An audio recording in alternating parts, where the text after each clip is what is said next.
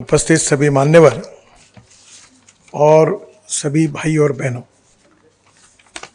सबसे पहले मैं 12th national corporate social responsibility summit में आप सबको हृदय से बहुत बहुत शुभकामनाएं देता हूं, शुभेच्छाएं देता हूं। ये एक ऐसा कानून है कि पिछले अनेक सालों से हमारे देश के सामाजिक आर्थिक चित्र बदलने में इसके कारण बहुत उपयोग हुआ है। हम जो समाज में part and parcel of the society है, तो समाज से जो हम कमाते हैं कुछ प्रमाण में हमने हमारे समाज को उसको लौटाना चाहिए। ये बेसिक प्रिंसिपल इस कानून का था। हमारे एक गीत था, चलो जलाए दीप वहां जहां अभी भी अंधेरा है।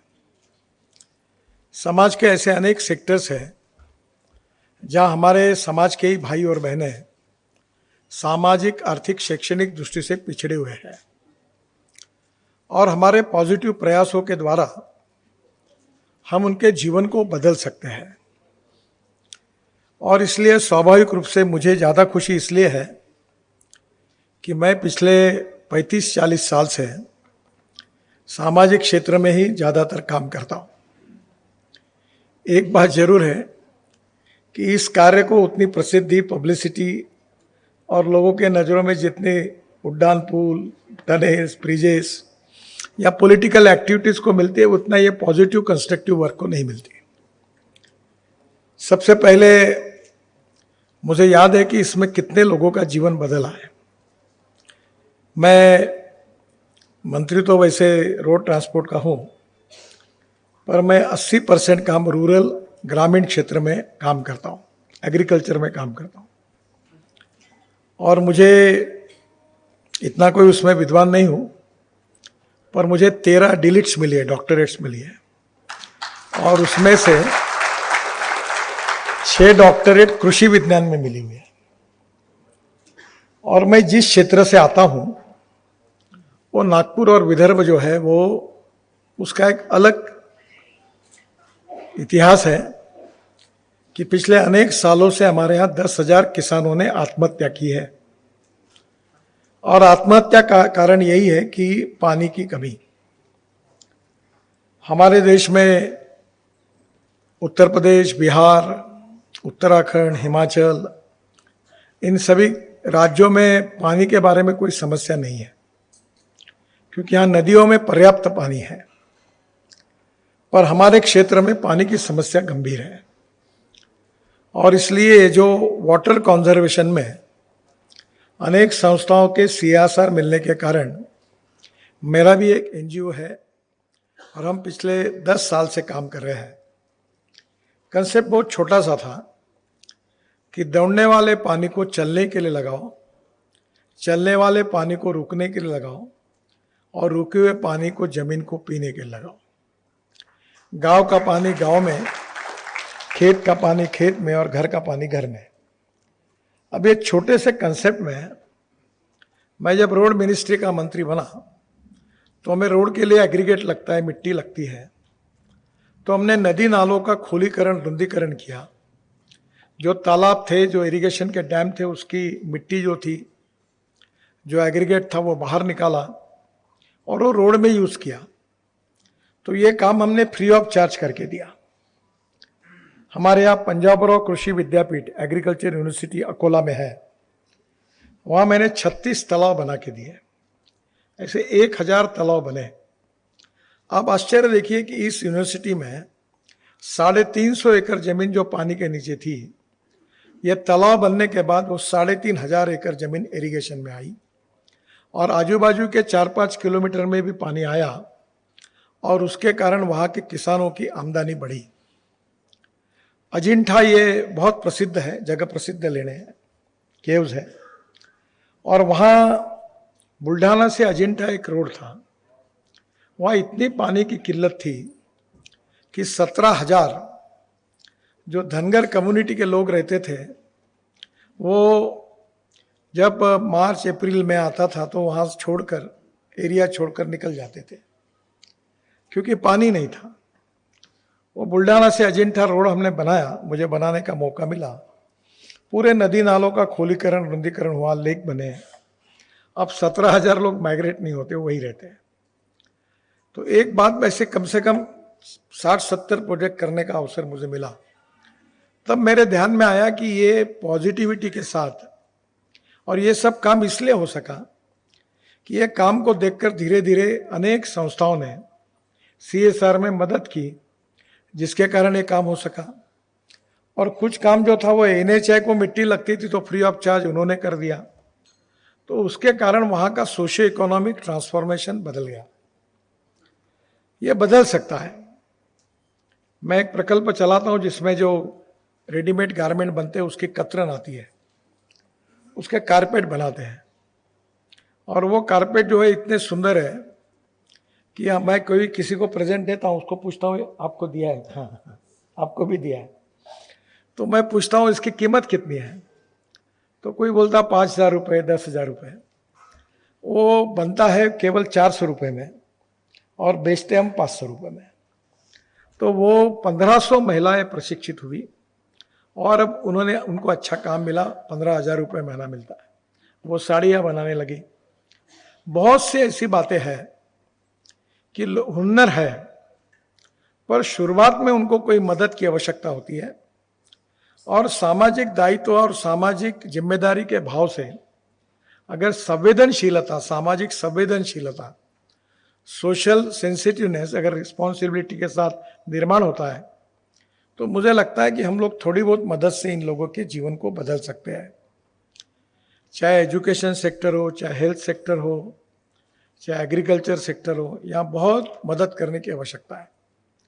और ये छोटे छोटे, इससे भी छोटा हुनर, छोटा स्किल डेवलप करके हम वहाँ की परिस्थितियाँ बदल सकते हैं। और इसलिए ये जो कारपोरेट सोशल रिस्पॉन्सिबिलिटी है, इसके द्वारा जो काम हुआ है वो अपने आप में बहुत महत्वपूर्ण है। एक तरफ कारपोरेट रिस्पॉन्सिबिलिटी और दूसरे तरफ सोशल वर्क की अकाउंटेबिलिटी, दोनों के साथ जो सामाजिक आर्थिक परिवर्तन हुआ है, इसका एक बहुत अच्छा उदाहरण ये national corporate social responsibility CSR का ये बहुत अच्छा उदाहरण हमारे देश में प्रस्तुत हुआ है। अभी भूटान के प्रधानमंत्री जी ने यूनो में एक भाषण दिया था, और वो भाषण ये था कि डोमेस्टिक हैप्पी ह्यूमन इंडेक्स, सुखांक। और ये जो सुखांक है, इसमें शहरी क्षेत्र की अलग समस्या है, ग्रामीण क्षेत्र की अलग समस्या है। जल, जमीन, जंगल और जानवर पर आधारित अगर अच्छी टेक्नोलॉजी का उपयोग किया जाएगा तो वहाँ भी परिस्थिति बदल सकती है और वहाँ के लोगों को शहरों में आने की कोई ज़रूरत नहीं पड़ेगी, कोई ज़रूरत नहीं पड़ेगी। मैं ग्रीन फ्यूल में 2004 से मिशनरी के रूप में काम करता हूँ और ट्रांसपोर्ट मंत्री भी हूँ। मेरी गाड़ी इनोवा टोयोटा वर्ल्ड की पहली गाड़ी है जो 100% बायो इथेनॉल पे चलती है, जो कॉर्न से, बोरकन राइस से, मोलाइसिस से, शुगर केन जूस से बनता है। और वो 100% इथेनॉल पर चलने वाली गाड़ी में मैं चलता हूँ। हाइड्रोजन की गाड़ी है मेरे पास। तो ये किसान तैयार करता है।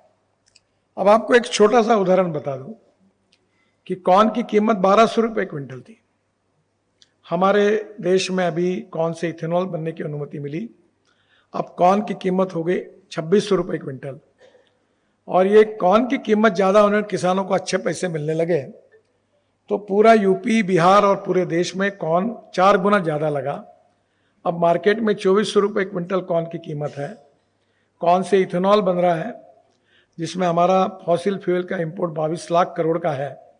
अब 1 लाख करोड़ उसमें बच रहे हैं, इंपोर्ट कम हो रहा है। और ग्रीन फ्यूल जो है उसका पोल्यूशन 0 है।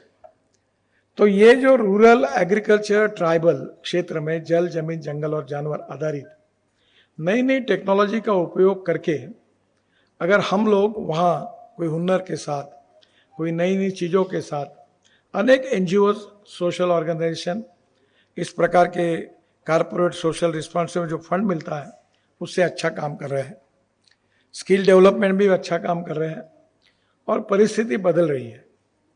एक मैं अनुरोध करूंगा कि ये जो प्रोजेक्ट है जो हमारे CSR में हुए हैं, उसका सोशो इकोनॉमिक ऑडिट भी करना चाहिए। बहुत कम पैसे में बहुत अच्छे परिणाम निकले हैं, और इसमें हमारी प्रायोरिटी क्या होनी चाहिए ये भी तय करनी चाहिए। और निश्चित रूप से इसमें काम करने वाले जो लोग हैं उनका भी ग्रेडिंग करना चाहिए। ग्रेडिंग करने से क्या होगा कि जो काम कर रहे हैं उनका अच्छा काम जिन्होंने किया है उनको अगर प्राथमिकता मिलती है तो और बड़े प्रमाण पर यह सक्सेस स्टोरी बन सकती है। और इसलिए हमारे देश में ये काफ़ी बड़े प्रमाण पर ये काम बढ़ा हुआ है। जहाँ तक मेरी जानकारी है ऐसा एक्ट वर्ल्ड में नहीं है, पर बिल गेट एक बार जब इंडिया आए थे तो मुझे मिलने का मौका मिला उनसे। तो मैंने जब उनको कहा तो उन्होंने कहा कि मुझे जो प्रॉफिट मिलता है वो स्पेसिफिक मैंने कुछ कॉजेस के लिए देने का तय किया है। अब ऐसे बड़े प्रमाण पर लोग हैं कि वो कुछ करना चाहते हैं, ऐसे भी कुछ लोग हैं कि जो अच्छा काम करना चाहते हैं पर जिनके पास रिसोर्सेस नहीं है, और ऐसे भी लोग हैं जो करना चाहते भी एग्जैक्टली कहाँ करना ये उनके मन में थोड़ा सा संभ्रम है। ये तीनों स्टेक होल्डर्स के बीच में कोऑपरेशन, कोऑर्डिनेशन एंड कम्युनिकेशन प्रस्तावित करना यही बहुत इंपॉर्टेंट है, और यही काम CSR टाइम्स के द्वारा होता है। तो मुझे लगता है कि ये आने वाले समय में ये इसकी व्याप्ति भी बढ़ रही है। इसमें अच्छे अच्छे काम करने वाले लोगों को आप रिकॉग्नाइज कर रहे हैं, रिस्पेक्ट दे रहे हैं, अवार्ड दे रहे हैं, उनको मैं शुभकामनाएं दूंगा। और इस एक्टिविटी को और बढ़ाने के लिए इसके बारे में थोड़ा सा क्वालिटेटिव ट्रांसफॉर्मेशन लाने के उद्देश्य से इसका ऑडिट करके हम रेटिंग करके अगर अच्छा काम करेंगे तो इसका बहुत अच्छा उपयोग होगा। मैं NHI में हम बहुत रोड बना रहे हैं हमारी DPR की क्वालिटी अच्छी नहीं होती, कॉन्ट्रैक्टर अच्छा काम नहीं करते। अभी हमने रेटिंग करना शुरू किया है। जो अच्छा काम करेगा उसको हम कुछ ना कुछ एडवांटेज देंगे, और जो बुरा काम करेगा उसको सिस्टम से बाहर निकालेंगे। तो यहाँ भी क्वालिटी के आधार पर, गुणवत्ता के आधार पर अगर अच्छा रेटिंग होता है तो अच्छी संस्थाएं जो है वो आगे आएगी तो अच्छा काम होगा। बीच में अगर कोई ऐसी वैसी चीज़ कोई होंगे तो वो यहाँ से निकल जाएंगे, ताकि इस सेक्टर की क्रेडिबिलिटी भी अबाधित रहे। मैं आपको आखिर में एक ही अनुरोध करूँगा कि CSR की व्याप्ति काफ़ी बड़ी है, पर विशेष रूप से रूरल, एग्रीकल्चर, ट्राइबल, इस सेक्टर में जल, जमीन, जंगल और जानवर आधारित काम करने की खूब आवश्यकता है। मैं मेरे एक ट्रस्ट के द्वारा 2000 एकल विद्यालय चलाता हूँ नक्सलाइट बेल्ट में। तो वहाँ प्रॉब्लम यह है कि वहाँ के बच्चों की स्थिति बहुत ही खराब है। वहाँ एजुकेशन भी नहीं है, और वहाँ के सिलेबस में अब यह है कि नाखून कैसे साफ करना, अखबार कैसे पढ़ना, यानी छोटी छोटी बातें उनको सिखाने का कोर्स है।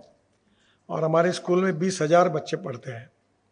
अब उन बच्चों को, कुछ महिलाओं को लेकर हमने नागपुर लाया, और एक महिला महाविद्यालय उनके हॉस्टल में रखा। तो 80 लड़कियां थी वहाँ से आई थी। आपको ताज्जुब होगा कि वो आदिवासी लड़कियां जो हमारी गढ़चिरौली की इंटीरियर से आई थी, उन्होंने राष्ट्रीय स्तर पर जो खेल थे उसमें प्रावीण्य मिलाया और उनको बहुत अच्छे अवार्ड मिले। पर उनको क्षमता है, पर उनको अपॉर्चुनिटी नहीं मिली थी। तो इसलिए जो और सामाजिक, आर्थिक, शैक्षणिक रूप से और पिछड़े हुए हैं, जिनके पास अभी भी बहुत सी बातें से जो वंचित है, वो जो last man of the society है, उनके पास परिणामकारक रूप से अगर हम जाएंगे और केवल हम सेवा तो करते रहे, पर सेवा से ज़्यादा उनके प्रशिक्षण और स्किल को डेवलप करके उनके अपने पैरों पर अगर खड़ा करते हैं तो फिर हमें ज़्यादा दिन उसके लिए कुछ करने की आवश्यकता नहीं होती। और इसलिए मैं आज के इस आपके समिट को बहुत बहुत शुभकामनाएं और शुभेच्छाएं देता हूं, और ये कार्य ऐसा ही बढ़ता रहेगा। और देश के सोशियो इकोनॉमिक ट्रांसफॉर्मेशन में ये CSR एक्टिविटीज़ निश्चित रूप से आज भी बहुत बड़ा योगदान देती रही है, आगे भी देगी। इस विश्वास के साथ आपको सबको बहुत बहुत धन्यवाद देता हूं और अपनी बात समाप्त करता हूं। नमस्कार।